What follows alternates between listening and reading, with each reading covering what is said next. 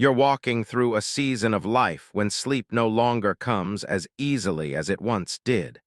Let me begin with a simple question. Have you ever laid in bed, lights off, the house quiet, but your mind starts broadcasting a newsreel you never asked to watch? A reel of to-dos, half-finished conversations. A dull ache in your hip. Maybe a worry about someone you love. They just keep circling like restless birds in your head. One of my patients, Elaine, who's 71 now, once told me, "Doc, I go to bed early, I turn off the lights, I do everything right. But my eyes stay wide open until 2 a.m. It's like my brain has a life of its own, and I'm just the audience." Sounds familiar? After 60, that's not unusual, and it's not just a nuisance. Sleep, or the lack of it, affects everything. Your memory, blood pressure, blood sugar, even how you feel the next day. In fact, research shows that just 3 nights of poor sleep can double your cortisol, the stress hormone, especially in older adults. And that means you get irritable faster, forget things more easily, and your body takes longer to recover even from small things. But I'm not here to worry you. I'm here to share something hopeful because you can reclaim your sleep, naturally, gently, and most importantly, in a way that lasts. You see, sleep is not a switch you flip. It's a rhythm like a quiet melody that your body used to know by heart. And just like a song, sleep needs the right setting, the right tempo, and sometimes a quiet conductor to bring it back. Melatonin, a name you've likely seen on supplement bottles, is actually a natural hormone made by your pineal gland and released when the sun goes down. It's your body's signal that the day is over. But after 50, that signal grows dim. And when we stare into phones, TVs, lead ceiling lights late into the night, our brain gets confused. It thinks it's still daytime. A woman named Nancy, 66, tried one of my most simple recommendations. She turned off all screens by 9 p.m., switched to a warm amber night lamp, and spent the last 20 minutes of her day reading a paper book instead of scrolling YouTube. After just 5 nights, she said, "For the first time in 10 years, I didn't wake up at 3 a.m. That's not magic. That's rhythm returned. So if you're holding your phone or iPad in bed each night, you may be unknowingly cutting the wire to your body's natural sleep signal. Instead, try silence. Not the kind that feels empty, but the kind that feels sacred.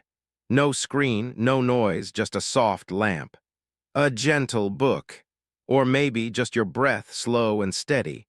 Your body will understand it's time to rest. In the next part, I'll walk you through 2 more quiet rituals, a breathing pattern, and a bedtime drink that works like a gentle door, inviting you back into restful sleep.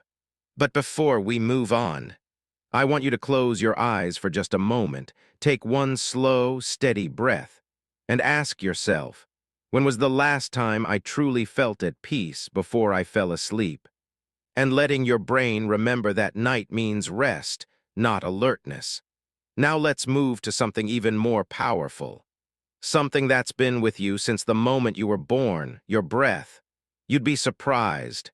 I've worked with hundreds of patients over 50, and almost all of them breathe wrong. It sounds strange, doesn't it? How could we be alive this long and not breathe properly? Let me tell you a story. One of my patients, Mr. Wallace, a retired engineer, 72 years old, he told me, "Doc, I think I'm becoming impatient. I get snappy in the evening, I sleep poorly, and in the morning, my heart races.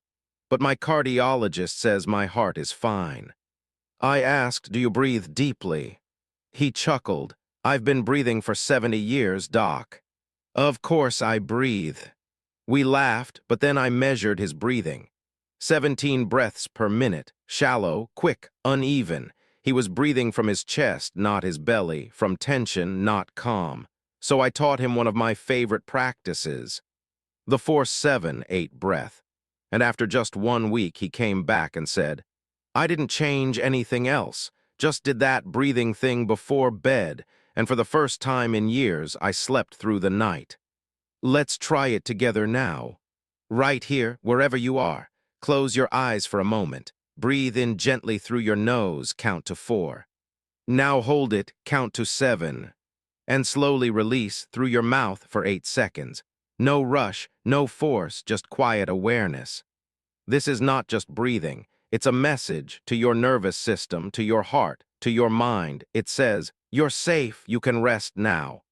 Repeat this 3 to 5 times each night. No pills, no apps, just a return to rhythm. Now on to our third ritual, a simple comfort at the end of the day. No, not melatonin gummies or prescription sleep meds, just something warm and real.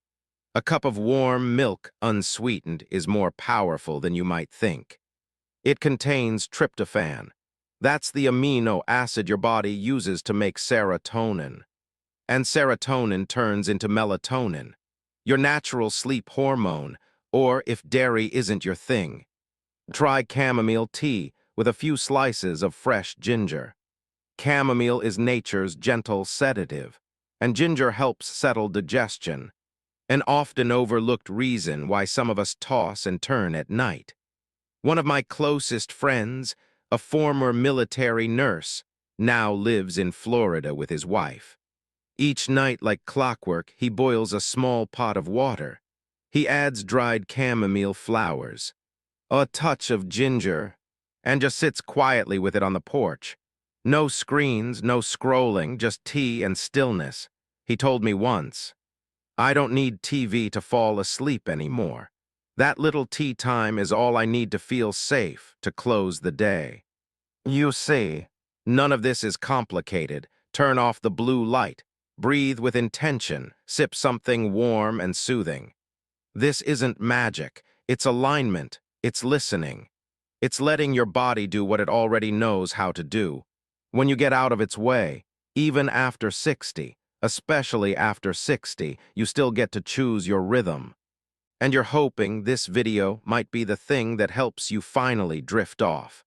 Either way, I want to tell you something simple but important. Sleep isn't just a biological need. It's your body's final whisper each day. Its quiet way of saying, I need to pause, I need to be held, I need to repair. I've met so many people who chase sleep through pills. White ones, blue ones, yellow ones. But what they're really chasing can't be bottled. It comes from rhythm rebuilt, from trust renewed, from self-listening remembered. Now, I want you to imagine something with me. It's a quiet evening. You've turned off the lights, put the phone down. The room glows gently, soft and amber. You sit. Not in a rush, not checking the clock. You breathe, soft and slow. 4, 7, 8. You cradle your warm cup of tea, the faint scent of chamomile rising, ginger warming your hands, and then you ease into sleep. Not like someone shutting off, but like someone returning to a safe bed in a safe life. No noise, no overthinking, no endless list of things to do, just you and sleep, like an old friend you finally welcomed home. Now, I won't promise that these 3 habits will work overnight. This isn't instant magic. You're not a light switch, but I will say this. As someone who's walked beside thousands of older adults, sleep is a gift, and your body still knows how to receive it. You just have to give it permission to come back to what's simple. So if you try these habits tonight, I truly hope you'll let me know. Leave a comment. Tell me how it felt. I read every message. Did your mind soften after the breathing? Did your body settle after that warm cup? Tell me. And if you'd like to keep walking this journey, slowly, naturally, gently, then please subscribe to the channel. I'll be right here. With you, no pressure, no push, just simple guidance and real conversation so you can live healthier, live deeper, and live more honestly. With yourself, see you in the next video. And tonight, may you sleep, really sleep.